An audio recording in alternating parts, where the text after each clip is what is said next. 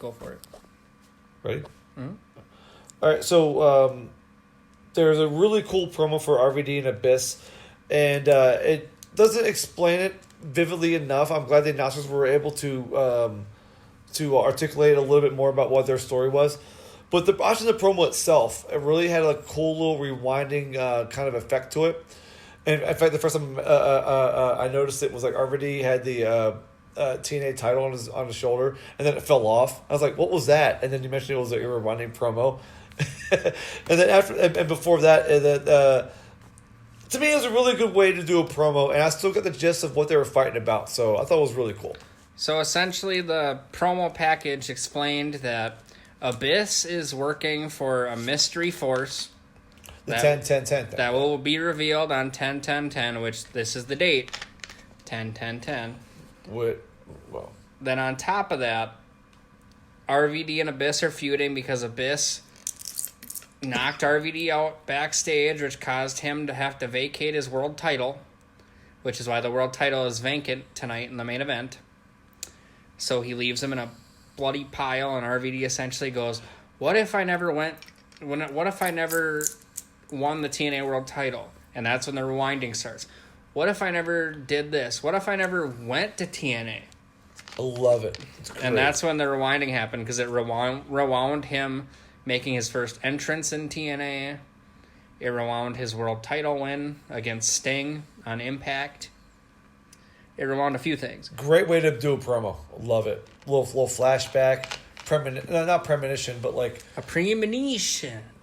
Oh, wow. Okay, Matt Hardy. Whoa. I am blown away. You win. You win. I bow down. But this is a Monsters Ball match with Rob Van Dam and Abyss. So first things first is RVD does a leg drop to Abyss onto the apron. RVD does a jumping kick off the top rope and does a chair drop kick to Abyss, who's in the corner. RVD does a crossbody to Abyss on the outside. RVD does a bulldog to Abyss onto the barbed wire board. Mm-hmm. RVD does a rolling thunder onto the barbed wire board. RVD does a rolling thunder to Abyss onto a table that's on the apron.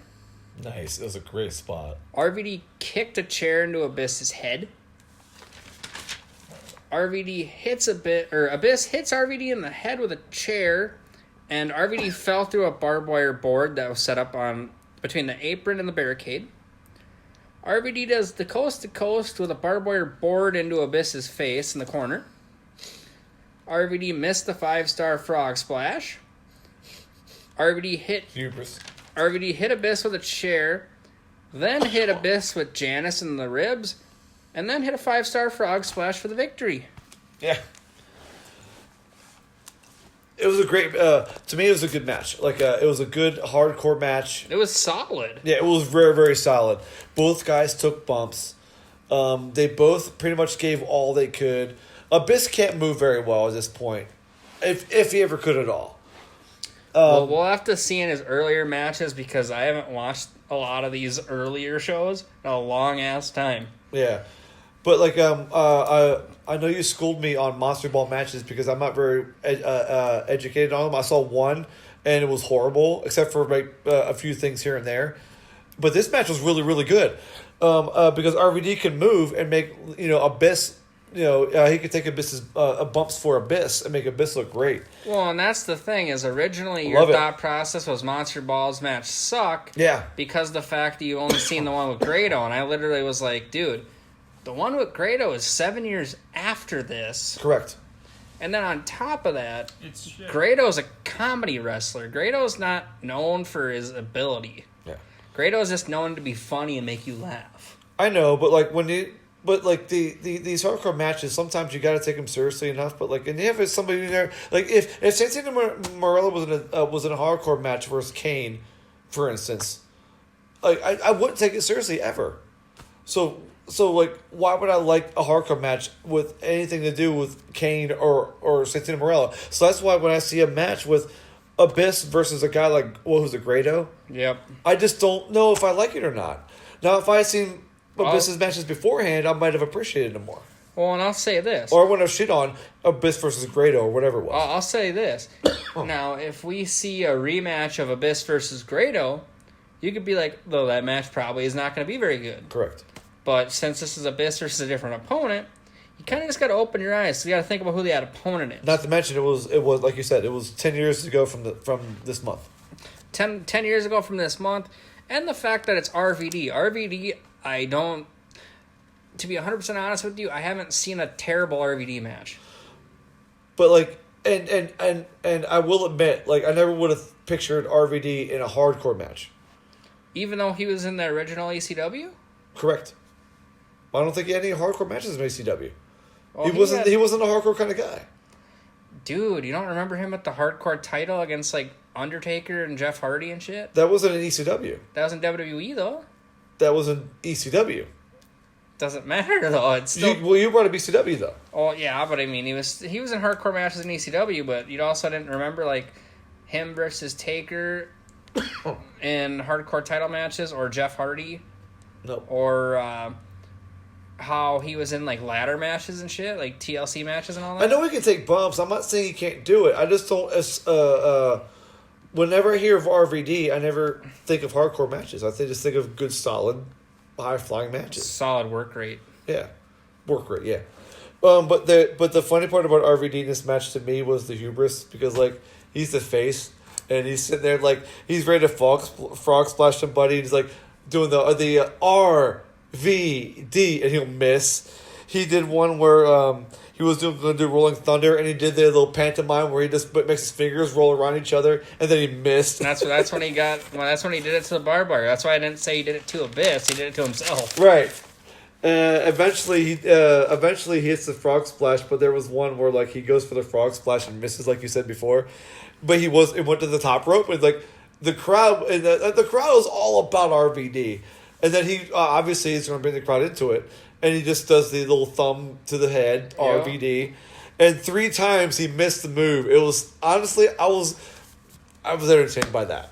I don't know if it was on purpose. I'm sorry, obviously it was on purpose. And I was entertained by it. One thing I will say, though, is I'm glad RVD did grab Janice. Because like it's a blood feud where Janice was used on RVD. And then full circle comes, RVD uses it on Abyss. Although, like, you see it friggin' like... it wasn't a 2x4. It was a barbed wire, or it was a board with a bunch of nails in right. it. Which also came into play during that Monsters Ball with Grado. Wow, yeah, you're right. Who took the in the match versus Grado? Who took Janice? I want to say Abyss took it, but I think Rosemary did too, because she took that bump in the tax. She did. There was no tax in this match. I was shocked by that. No tact either. I'm kidding. But like, I don't think Abyss took it to the head. He took it to the stomach. Yeah, he did. He did take it to the stomach, not the head. Yeah, so I'm glad about that, because there's no way to protect that. There's no way to even like make it look like Abyss took it to the head. So I'm glad they didn't even try to do it. It would have looked fake. So I'm glad they didn't do that. And then eventually RVD got the frog splash. They got the win. And RVD wins the feud, and who know? I don't know where they went from here, but like I thought it was a good match. I'm gonna give it a 7. I enjoyed it. I gave it an 8 just because I was, fairly entertained by it. And the thing is like when you compare it to the rest of the show, obviously the TNA Tag Title match is the best match of the whole show. Yeah, but this match definitely would give a run for its money if you had to go just entertainment. Joy value. And both the guys took bumps. Like, if anyone knows RVD, you don't assume he's going to take bumps. I'm talking about the bumps in the barbed wire and the chairs and ladders. Dude sells the DDT better than fucking anybody. Anyone. He pretty much does a headstand whenever he takes a DDT, and it looks phenomenal. So let's just look it up for RVD. If you don't know who RVD is, look him up and look up DDT selling or whatever it is. Just look up a fucking video of RVD takes DDT. There you go. Boom. You'll see fucking the way he takes it, like you said, a headstand. Yeah. It looks like he's dead every fucking time. Every time. It's great. Even Shawn Michaels can't sell it as good as RVD. Well, Shawn Michaels will just fucking do like 10 backflips and like 8 somersault forward rolls and then like, flip flop like a dead fish, and they're like, "Oh crap, is this match over yet?" Very true. Very true. That's what he would do.